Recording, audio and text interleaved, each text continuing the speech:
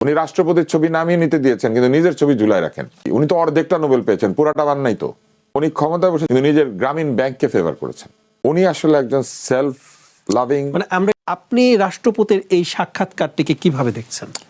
আমি মনে করি যে একজন উচ্চশিক্ষিত, উচ্চ পুরস্কৃত, উচ্চ সমাদৃত, উচ্চ আয়কারী ব্যক্তি হিসেবে প্রফেসর ইউনূসের যে শিষ্টাচার বহির্ভূত তৎপরতা এবং তার সরকারের যে অভদ্রতা, সেইটাকে আমরা উপলব্ধি করতে পেরেছি। আমরা উপলব্ধি করতে পেরেছি যে ডিগ্রি, পুরস্কার, ক্ষমতা, টাকা কোনো কিছুই মানুষের ভেতরকার যে বিষয় সেটিকে দমিয়ে রাখতে পারে না।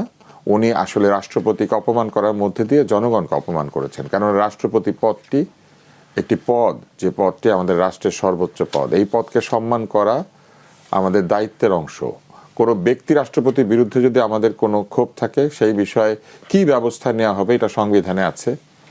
আমরা কিভাবে তাকে প্রত্যাখ্যান করতে পারি সেটি বলা আছে।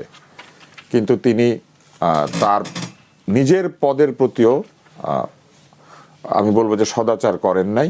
কারণ যে কাজগুলি তার করার দায়িত্ব ছিল সেগুলিও তিনি পালন করেন নাই। এইগুলিকে বহু বছর আগে আমার জর্জ বুশের কথা বলতে চাই, কারণ প্রফেসর ইউনূস তো আমেরিকার দিকে ঝুঁকে থাকেন সবসময়। তো রিক্যালসিট্র্যান্ট নামে একটি শব্দ ব্যবহার করা হয়েছিল, জর্জ বুশ ব্যবহার করেছিলেন। রিক্যালসিট্র্যান্ট কি জিনিস এটা আমরা প্রফেসর ইউনূসকে দেখে বুঝতে পেরেছি। এখন এটা আমার এখানে আজকে এখানে দুজন আলোচক আছেন যারা আইনজ্ঞ, অভিজ্ঞ আইনবিদ। তো আমি আইনের প্রসঙ্গে না যাই, কিন্তু এটি শিষ্টাচারের অংশ যে তিনি যখন এই প্রধান উপদেষ্টা পদটি ছেড়ে চলে যাচ্ছেন, তিনি রাষ্ট্রপতিকে একটি ফেয়ারওয়েল ভিজিট দিলেন, সেটা তিনি দেন নাই। তিনি যখন শপথ নিয়েছিলেন তখন রাষ্ট্রপতিকে দরকার হয়েছিল, তিনি ব্যবহার করেছেন। প্রফেসর ইউনূস ক্ষমতা আসার পরে আমাদের আইনকে, কানুনকে, আমাদের করের আইনকে, আমাদের সকল কিছুকে নিজের ইচ্ছা মতো ব্যবহার করেছেন। তিনি ইউজ করেছেন, তিনি অ্যাপ্লাই করেন নাই। এবং এই যে ইউজার অ্যাটিটিউড, সব কিছুকে ব্যবহারকারীর মতো ব্যবহার করা এবং তারপরে প্রয়োজন শেষে ছুঁড়ে ফেলে দেওয়া, এই পদ্ধতি তিনি সর্বত্র ব্যবহার করেছেন। কারণ এইটাই তার চরিত্র। তিনি একসময় এরশাদ সাহেবের কাছ থেকে আদেশ নিয়ে গ্রামীণ ব্যাংক তৈরি করেছিলেন। জীবনে এরশাদ সাহেব অসুস্থ হলে একবার দেখতে যান নাই। আমি এরশাদ সাহেবের ভক্ত না, কিন্তু এরকম একটা ফেভার যার কাছ থেকে নিয়েছেন, ভদ্রতার কৃতজ্ঞতা থেকে তো তার সাথে আবুল মাল আব্দুল মুহিত তাকে তখন এই সাহায্যটা করেছিলেন। এগুলো সব জায়গায় লেখা আছে। তিনি মুহিত সাহেবের সঙ্গে সুসম্পর্ক মেনটেন করেন নাই। তিনি চট্টগ্রাম বিশ্ববিদ্যালয়ের জোবরা গ্রামে যখন এই প্রজেক্ট চালু করেছিলেন, উনি সেখানে শিক্ষক ছিলেন। উনি ক্ষমতায় বসে চট্টগ্রাম বিশ্ববিদ্যালয়কে কোনো ফেভার করেন নাই, কিন্তু নিজের গ্রামীণ ব্যাংককে ফেভার করেছেন। এইবার আসেন একটা একটা করে আমি যেতে পারবো। এবং উনি নোবেল পুরস্কার পেয়েছেন একা না, কিন্তু উনি এবং গ্রামীণ ব্যাংক বলার সময় ওনার ইউনূস সেন্টার শুধু ওনাকেই নোবেল বিজয়ী হিসেবে পরিচয় করিয়ে দেয়, গ্রামীণ ব্যাংকের কথা বলে না। যেন মানে মানসিকতা, মন মানসিকতা এইরকম যে গ্রামীণ ব্যাংক ওনার কর্মচারী আর কি এই জন্য পেয়েছে, মানে আপনিও পেয়েছেন, আপনার খাদেমও পেয়েছে, মোটেও না। এবং আপনি দেখবেন কোথাও লেখে না যে গ্রামীণ ব্যাংক একটি নোবেল বিজয়ী প্রতিষ্ঠান, কিন্তু ওনার পিছে লেখে উনি নোবেল বিজয়ী ব্যক্তি। উনি তো অর্ধেকটা নোবেল পেয়েছেন, পুরাটা পান নাই তো। এবং এইটা ওনার অ্যাটিটিউড। আপনি দেখবেন, আপনি ওনার ভবনে যাবেন, দেখবেন ওনার কত বিরাট বিরাট ছবি লাগানো আছে। উনি রাষ্ট্রপতির ছবি নামিয়ে নিতে দিয়েছেন, কিন্তু নিজের ছবি ঝুলায় রাখেন নিজের প্রতিষ্ঠানের ভিতরে। আরো ব্যাপার আছে, ওনার একটা জাদুঘর আছে, ওনার জীবদ্দশা, ওনার প্রতিষ্ঠানের মধ্যে ওনার একটা মিউজিয়াম আছে, এবং সেটা লোকে পরিদর্শন করবে সেই ব্যবস্থা করা আছে।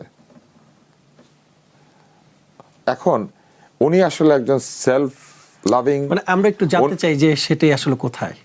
ওইটা আছে, আপনি যাবেন, ওই যে ভবন, ওনার যে গ্রামীণ ব্যাংকের ভবন আছে, সেই ভবনের নিচতলায়। আমি সেটা গিয়েছি। আমি ওনার খুব ভক্ত ছিলাম, আমি এখন ওনার ভক্ত, ওনার কাজের ভক্ত। উনি যে কাজগুলো ভালো করেন সেগুলোর প্রশংসা করব না, কিন্তু সেই ভালো কাজের উসিলা দিয়ে উনি যদি আমাদের জাতির উপরে এরকম অত্যাচার করে যান এবং এই ধরনের অন্যায় কাজকে প্রমোট করে যান, উনি কি কি অন্যায় প্রমোট করেছেন আপনি দেখেন। কনফ্লিক্ট অফ ইন্টারেস্ট এই শব্দটা যে কোনো ভদ্রলোক বুঝে। উনি এখানে আসার পরে উনি কি করলেন, ওনার প্রতিষ্ঠান কিন্তু একটি আলাদা তফসিলভুক্ত প্রতিষ্ঠান, সংসদের একটি আইনের মাধ্যমে। এখানে প্রাক্তন সংসদ সদস্য আছেন, আমি ভুল বললে একটু ঠিক করে দিও শামীম ভাই। হ্যাঁ, আমার সাথে তার এমনিতে বড় ভাই ছোট ভাই সম্পর্ক, এই জন্য এইভাবে বলেছি।